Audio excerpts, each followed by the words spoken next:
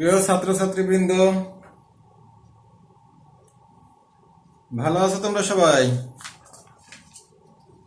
আশা করি ভালো আছো।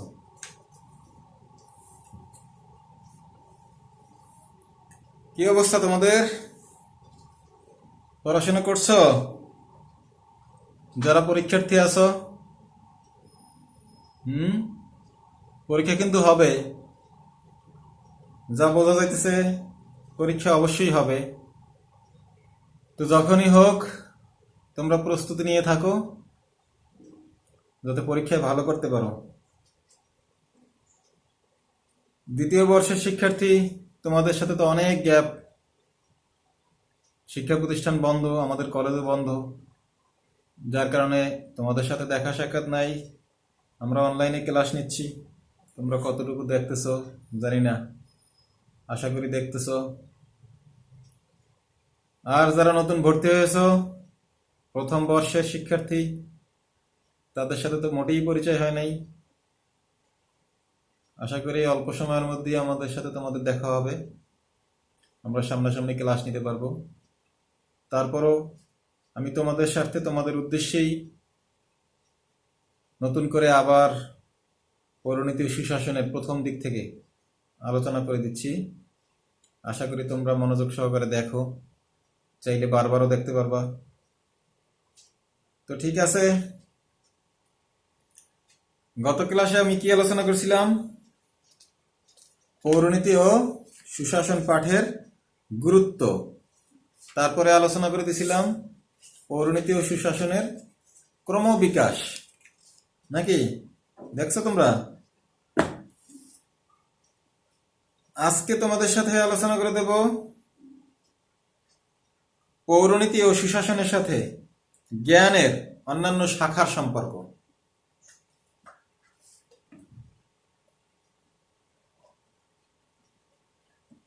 পৌরনীতি ও সুশাসনের সাথে জ্ঞানের অন্যান্য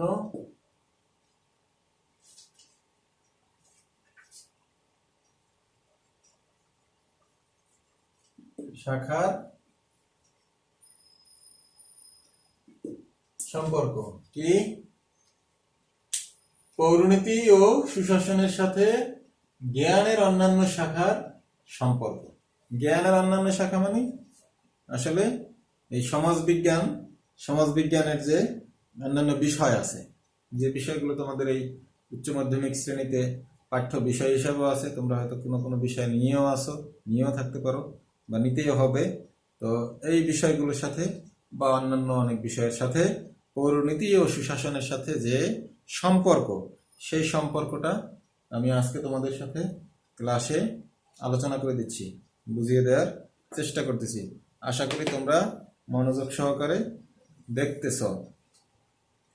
সামাজিক বিজ্ঞান সমূহ, সামাজিক বিজ্ঞান এটি একটি অনুষদ, অর্থাৎ পড়ালেখার তোমরা ইন্টারমিডিয়েট বা একাদশ শ্রেণীতে ভর্তি হয়েই তো, বা নবম শ্রেণীতে যখন রেজিস্ট্রেশন, তখনই কিন্তু তোমরা কোন দিকে পড়াশোনা করবা? সামাজিক বিজ্ঞান অর্থাৎ মানবিক, নাকি কমার্স বা ব্যবসায় শিক্ষা, নাকি বিজ্ঞান নিয়ে পড়াশোনা করবো? তো আমাদের এই পৌরনীতি ও সুশাসন বিষয়টি সামাজিক বিজ্ঞান বা মানবিক শাখার একটি গুরুত্বপূর্ণ অংশ, গুরুত্বপূর্ণ বিষয়। তো এর সাথে অন্যান্য যে বিষয়ের সম্পর্ক আছে, সেই সম্পর্কের বিষয়টি তোমাদের সাথে আলোচনা করে দিচ্ছি আমি।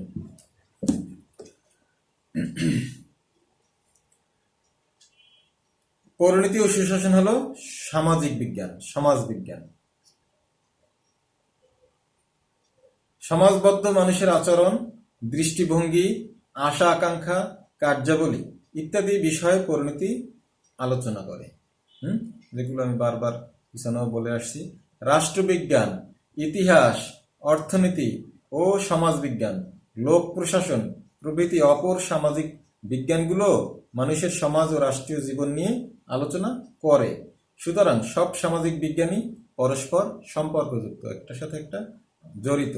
শুধু তাই নয়, দর্শন, মনোবিজ্ঞান, নীতিশাস্ত্র প্রভৃতি নৈতিক বিজ্ঞানের সাথেও পৌরনীতি ও সুশাসনের ঘনিষ্ঠ সম্পর্ক রয়েছে। জ্ঞানের এই মূল্যবান শাখাগুলোর পারস্পরিক সম্পর্ক নিয়ে আলোচনা করা আবশ্যক বোঝার জন্য। তাহলে আমি যে বিষয়গুলো উল্লেখ করলাম, বেশ কয়েকটি বিষয়, সামাজিক বিজ্ঞানের বিভিন্ন অন্যান্য বিষয়, সেই বিষয়গুলোর সাথে পৌরনীতি ও সুশাসনের যে সম্পর্ক, সেই সম্পর্কটি আমি আলোচনা করে দিচ্ছি তোমাদের সাথে। প্রথমেই আমি আলোচনা করব পৌরনীতি ও সুশাসনের সাথে রাষ্ট্রবিজ্ঞানের সম্পর্ক। কোন বিষয়ের সাথে সম্পর্ক আলোচনা করব? পৌরনীতি ও সুশাসনের সাথে রাষ্ট্রবিজ্ঞানের সম্পর্ক।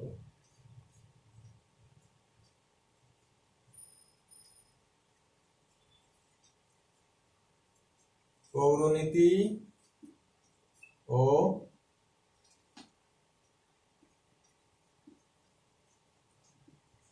সুশাসনের সাথে রাষ্ট্রবিজ্ঞানের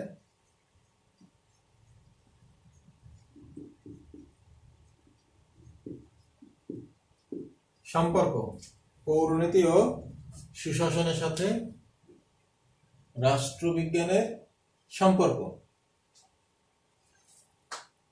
রাষ্ট্রবিজ্ঞান অর্থাৎ এই বিষয়টারই, পরিণতি বিষয়েরই উপরের ধাপ, পরবর্তী ধাপ, অর্থাৎ উচ্চশিক্ষার ক্ষেত্রে উচ্চ মাধ্যমিক শ্রেণীর পরে তোমরা যখন উচ্চ শিক্ষা গ্রহণের জন্য পড়ালেখা করবা বিভিন্ন বিশ্ববিদ্যালয়ে, তখন সেখানে কিন্তু এই বিষয়টিকে তোমরা জানবা রাষ্ট্রবিজ্ঞান নামে অভিহিত করা হয়, রাষ্ট্রবিজ্ঞান হিসেবে। কোনো কোনো বিশ্ববিদ্যালয়ে অন্যান্য নামেও বলে, কোনো বিশ্ববিদ্যালয়ে বলে সরকার ও রাজনীতি বিজ্ঞান, কোনো বিশ্ববিদ্যালয়ে শুধু রাজনীতি বিজ্ঞান নামেও অভিহিত করে থাকে। তো বেশিরভাগ ক্ষেত্রেই আমরা দেখি এটাকে রাষ্ট্রবিজ্ঞান হিসেবেই অভিহিত করা হয়।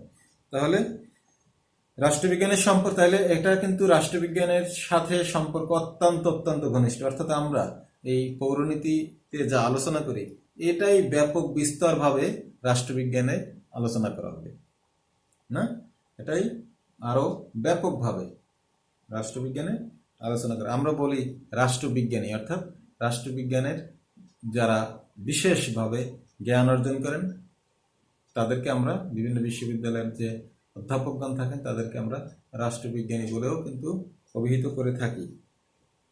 আসলে এই দুটির সাথে, পৌরনীতির সাথে রাষ্ট্রবিজ্ঞানের সম্পর্ক হচ্ছে আসলে সহোদর ভাই, না আপন ভাইয়ের মতো, অর্থাৎ ছোট ভাই বড় ভাই।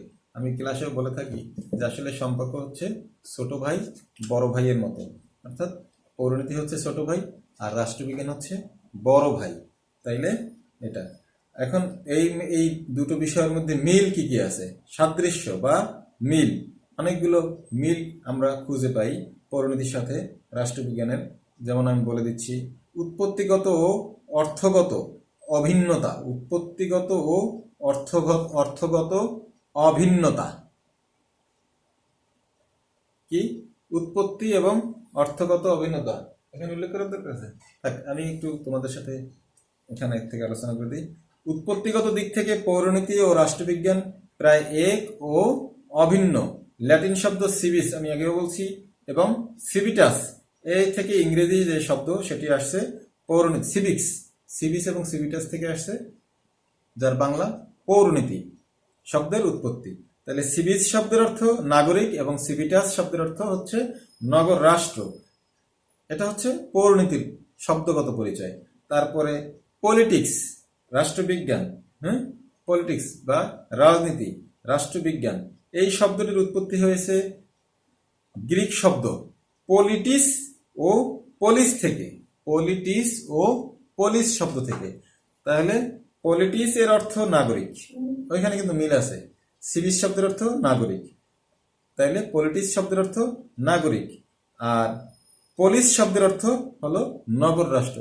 পুরোপুরি আমরা মিল খুঁজে পাই। অর্থাৎ তাহলে নাগরিক এবং নগর রাষ্ট্র। সিভিটাস শব্দের অর্থ সিভিস এবং সিভিটাস, সিভিটাস শব্দের অর্থ নগর রাষ্ট্র, আর এখানে পলিস শব্দের অর্থ নগর রাষ্ট্র। তাহলে বলা যায় যে অর্থগত দিক থেকে জ্ঞানের উভয় শাখাই পরস্পর সম্পর্কযুক্ত এবং প্রায় অভিন্ন, পুরোটাই মিল আমরা খুঁজে পাই। গেল এটা। তারপরে আছে আলোচনার বিষয়। আলোচ্য বিষয়ও কিন্তু দুটোর আলোচ্য বিষয় বলতে গেলেই এক। দুটো শাস্ত্রই একই বিষয় নিয়ে আলোচনা করে থাকে। এই পরিণতিকে আমরা বলি কি, নাগরিকতা বিষয়ক বিজ্ঞান। পরিণতি ও সুশাসনের আলোচ্য সূচিতে রয়েছে সংবিধান, রাষ্ট্র, বিভিন্ন রাষ্ট্রীয় প্রতিষ্ঠান, সংঘ, সরকার, প্রশাসন, আইন কানুন, স্বাধীনতা, সাম্য, আন্তর্জাতিক প্রতিষ্ঠান ইত্যাদি। আর অপরদিকে রাষ্ট্রবিজ্ঞান, রাষ্ট্রকেন্দ্রিক বিজ্ঞান হলো নাগরিকতা সম্পর্কিত বিষয়সমূহ নিয়েও আলোচনা করে থাকে। তাহলে আলোচনার বিষয়ে আমরা দেখতে পাই দুটোর মধ্যে পুরোপুরি মিল আমরা খুঁজে পাই। অর্থাৎ ওই যে বলছি আগেই, দুটি বিষয়ই সহোদর ভাইয়ের মতো। তারপরে আছে নিবিড় সম্পর্ক। কি আছে? একটার সাথে একটার নিবিড় সম্পর্ক। পৌরনীতি ও সুশাসন হলো নাগরিকতা বিষয়ক বিজ্ঞান, যেটা আমরা বারবার বলে থাকি যে পৌরনীতি ও পৌরনীতি ও সুশাসনকে বলা হয় নাগরিকতা বিষয়ক বিজ্ঞান। আর রাষ্ট্রবিজ্ঞান হলো রাষ্ট্রকেন্দ্রিক বিজ্ঞান। তাহলে নাগরিককে রাষ্ট্রের একটি উপাদান। নাগরিক হচ্ছে রাষ্ট্রেরই একটি উপাদান। রাষ্ট্র হচ্ছে সমষ্টি, আর নাগরিক হচ্ছে তার একটি গুরুত্বপূর্ণ উপাদান বা অংশ, যা না হলে রাষ্ট্রের অস্তিত্ব কল্পনা করা যায় না। মানুষ ছাড়া বা নাগরিক ছাড়া কি রাষ্ট্রের অস্তিত্ব কল্পনা করা যাবে? তাহলে পৌরনীতি আলোচনা করে নাগরিককে নিয়ে, রাষ্ট্রকে নিয়েও আলোচনা করে, কিন্তু রাষ্ট্রবিজ্ঞান সম্পূর্ণ রাষ্ট্রকেন্দ্রিক, রাষ্ট্রীয় বিষয়, সকল বিষয় নিয়ে তাহলে আলোচনা করে, অর্থাৎ ব্যাপক বিষয় নিয়ে আলোচনা করে। তাই বলতে পারি আমরা যে উভয়ের সম্পর্ক দেহ ও প্রাণের সম্পর্ক তুল্য। দেহ এবং প্রাণ কেন বলা হয়েছে? যে রাষ্ট্র একটি যদি আমরা সামগ্রিক সত্তা বা একটি দেহর মতো মনে করি, তাহলে এর প্রাণ হচ্ছে কিন্তু আসলে জনসমষ্টি বা নাগরিক। তাহলে এখানে একের সাথে অপরের সম্পর্ক অত্যন্ত অত্যন্ত ঘনিষ্ঠ এবং নিবিড়।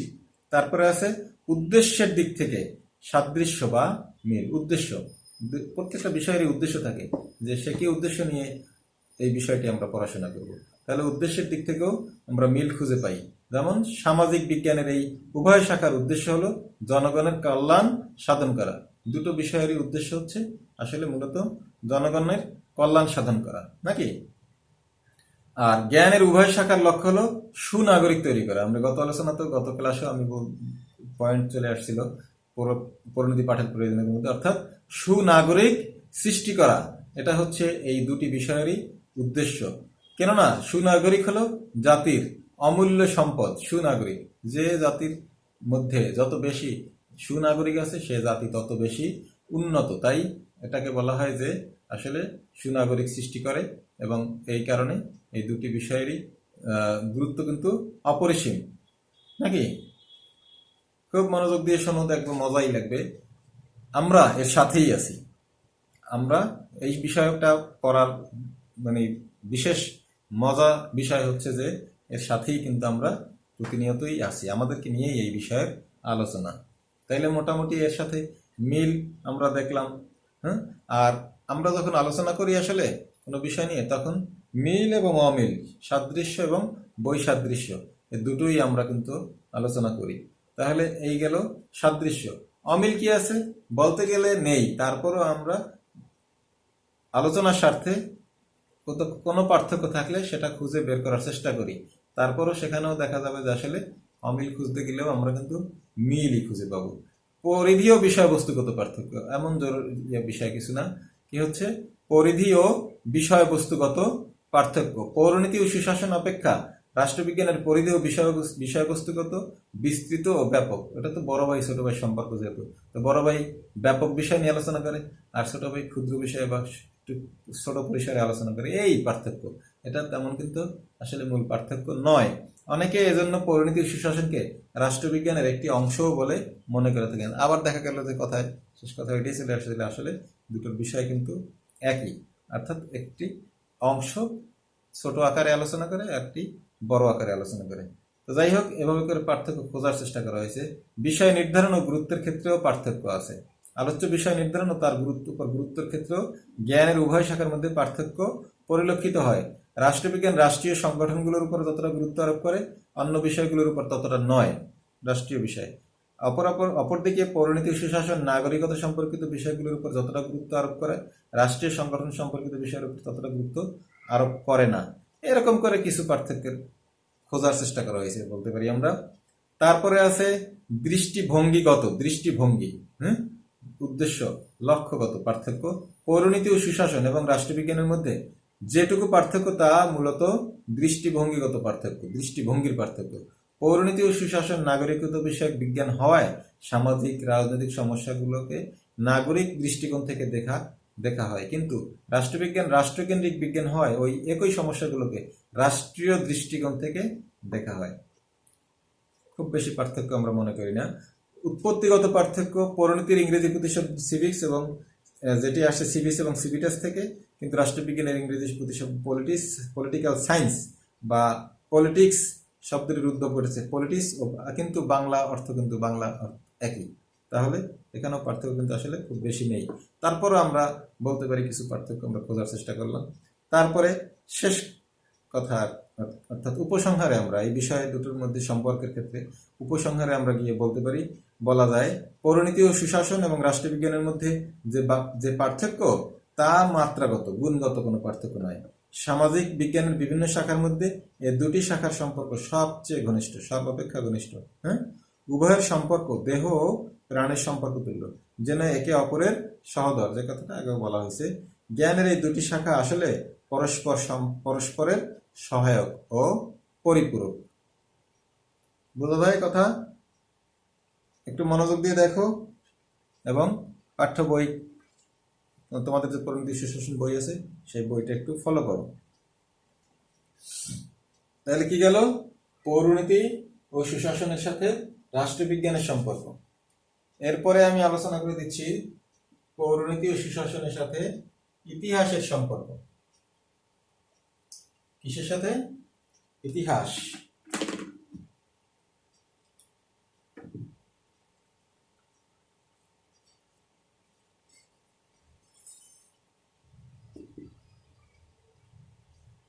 ইতিহাসের সম্পর্ক। কি বিষয়? ইতিহাস। আমি তোমাদেরকে বলছিলাম যে আমাদের যে পৌরনীতি এবং সুশাসন এই বিষয়টির দুটি পত্র বা দুইটা পত্র, প্রথম পত্র, দ্বিতীয় পত্র। প্রথম পত্র কি নিয়ে আলোচনা করে? তাত্ত্বিক বিষয় নিয়ে আলোচনা করে। আর দ্বিতীয় পত্র আলোচনা করে ঐতিহাসিক বিষয় নিয়ে। ইতিহাস তোমরা পাঠ্য হিসাবে হয়তো তোমাদের ইসলামের ইতিহাস নিয়ে থাকতে পারো। তো যাই হোক, এখানেও আমরা ব্যাপক মিল খুঁজে পাবো পৌরনীতির সাথে ইতিহাসের সম্পর্ক। ইতিহাসের সাথে সম্পর্ক যখন আমরা আলোচনা করব তখন দেখবো যে আসলে এই দুটো বিষয়ের মধ্যে প্রচুর মিল কিন্তু আছে। কি মিল আছে আমি একটু আলোচনা করে দেখি। এই দুটোই কিন্তু সামাজিক বিজ্ঞানের খুব গুরুত্বপূর্ণ শাখা। উভয়ের সম্পর্ক অত্যন্ত ঘনিষ্ঠ। ওই যে বললাম আমাদের আলোচনার বিষয় আছে, আবার উভয়ের মধ্যে অনেক ক্ষেত্রে কিছু কিছু বিষয়ে পার্থক্যও আছে, নাকি? তো মিলগুলো আমি প্রথমে আলোচনা করে দিই। ওই যে আগের মতো রাষ্ট্রবিজ্ঞানের সাথে যেরকম সম্পর্ক এবং সাদৃশ্য এবং বৈসাদৃশ্য। তাহলে পৌরনীতি ও সুশাসন এবং ইতিহাসের মধ্যে সাদৃশ্যগুলো নিম্নরূপ। সাদৃশ্য আমি একটু এখানে উপস্থাপন করি।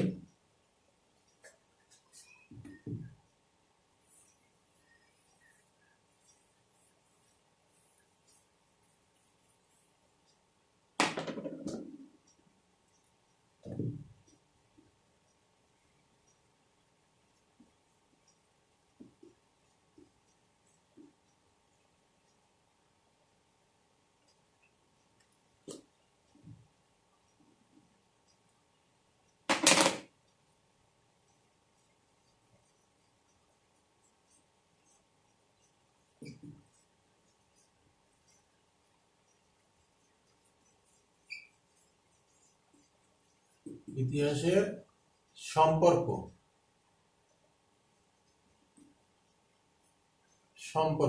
এই সম্পর্কের আলোচনা করতে গিয়ে সাদৃশ্য কি আছে?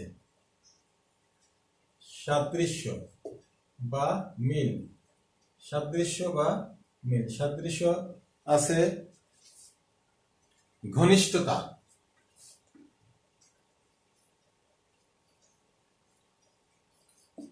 কি আছে? ঘনিষ্ঠ। এই বিষয় দুটো একটার সাথে একটা সম্পর্ক অত্যন্ত নিবিড় বা ঘনিষ্ঠ, না? ইতিহাস মানবজাতির অতীত অতীতের স্মারকলিপি। ইতিহাস কি? মানব জীবনের অতীতের স্মারকলিপি, সামাজিক জীবন দর্শন। অন্যদিকে পৌরনীতি ও সুশাসনের যে অংশ সমাজ, রাষ্ট্র ও সরকারের সাথে সম্পর্কিত, সেসব ক্ষেত্রে ইতিহাসের সাথে তার সম্পর্ক অত্যন্ত ঘনিষ্ঠ। সুতরাং ইতিহাস এবং পৌরনীতি ও সুশাসনের সাথে সম্পর্ক অত্যন্ত ঘনিষ্ঠ। ইতিহাস মানবজাতির অতীত ঘটনাবলী নিয়ে রচিত। ইতিহাস কেন আমরা পাঠ করি? পিছনের ঘটনাবলী জানার জন্য। আর পৌরনীতি আমরা পাঠ করি নাগরিকতার জ্ঞান সমৃদ্ধ করার জন্য। তাহলে পৌরনীতির সাথে ইতিহাসের সম্পর্ক কি?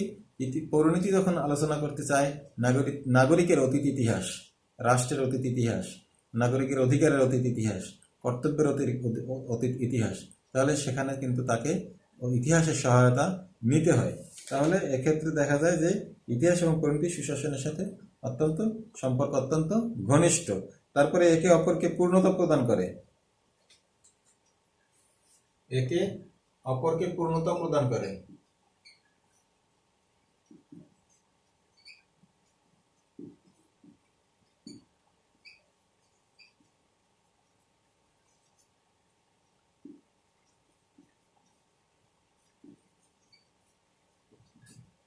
একে অপরকে একটি বিষয় অপর বিষয়টিকে, অর্থাৎ পৌরনীতি সুশাসন ইতিহাসকে পূর্ণতা দান করে এবং ইতিহাসও পৌরনীতি ও সুশাসনকে পূর্ণতা দান করে। উভয় শাস্ত্রই পরস্পরকে পূর্ণতা দান করছে, পূর্ণতা প্রদান করছে। ইতিহাস প্রদত্ত তথ্য দ্বারা পৌরনীতি ও সুশাসন যেমন সমৃদ্ধ হয়েছে, ঠিক তেমনি পৌরনীতি ও সুশাসনের জ্ঞান দ্বারা ইতিহাসও সঞ্জীবিত হয়েছে। জেলিনেক, একজন দার্শনিক, তিনি বলছেন যে কেবল রাজনৈতিক প্রতিষ্ঠানসমূহের নয়, সামাজিক প্রতিষ্ঠানসমূহের সংগঠন ও কার্যকলাপ বোঝানোর জন্য ইতিহাস পাঠ করা প্রয়োজন। তাহলে একে অপরকে পূর্ণতা দান করছে আমরা বলে থাকি বা বলতে পারি। তারপরে আছে পারস্পরিক সহযোগিতা। পৌরনীতি ও সুশাসন এবং ইতিহাস একে অপরকে সহযোগিতা করে।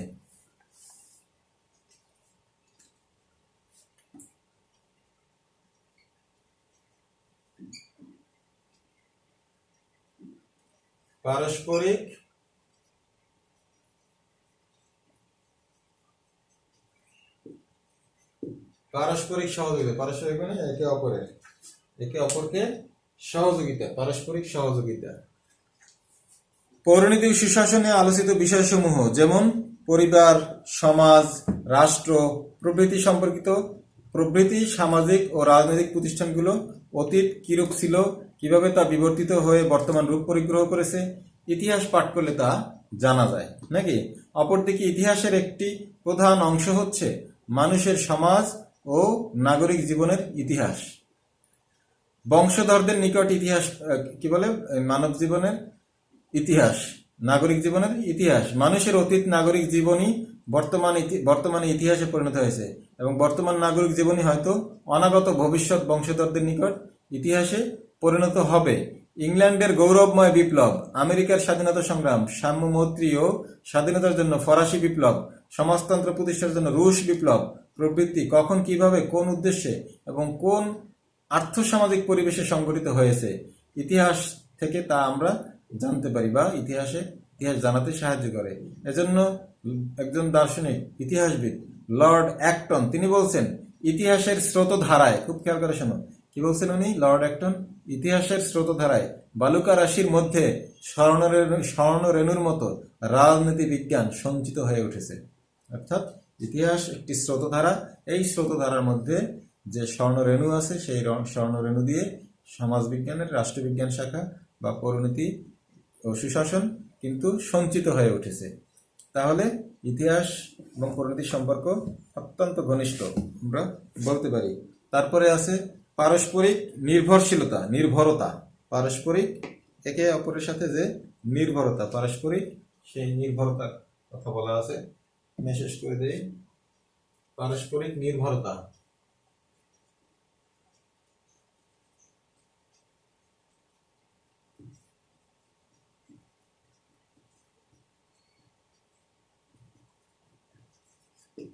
পারস্পরিক নির্ভরতা কি?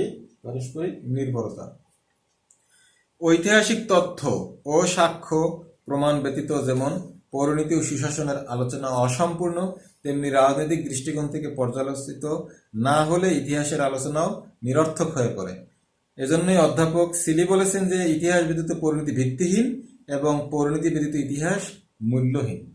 না, উইলবি বলেছেন ইতিহাস রাষ্ট্রবিজ্ঞান এবং পরিণতি ও সুশাসনকে তৃতীয় মাত্রা যোগ করে একে গভীরতা দান করছে। নাকি?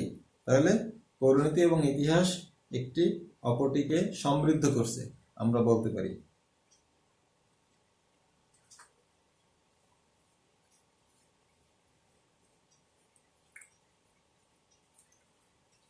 তারপরে এর বৈসাদৃশ্য আছে, একের সাথে অপরের বৈসাদৃশ্য, সেটি হচ্ছে সাদৃশ্য, আলোচনা করে দিলাম। বৈসাদৃশ্য বা অমিল।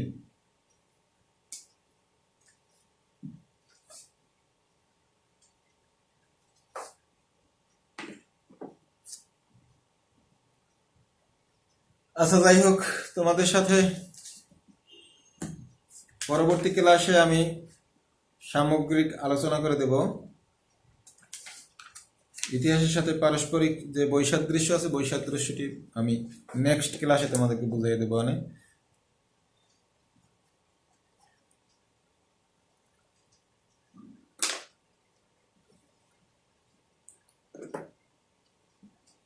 তো ঠিক আছে, তোমাদের কাছ থেকে আজকের মতো আমি বিদায় নিচ্ছি।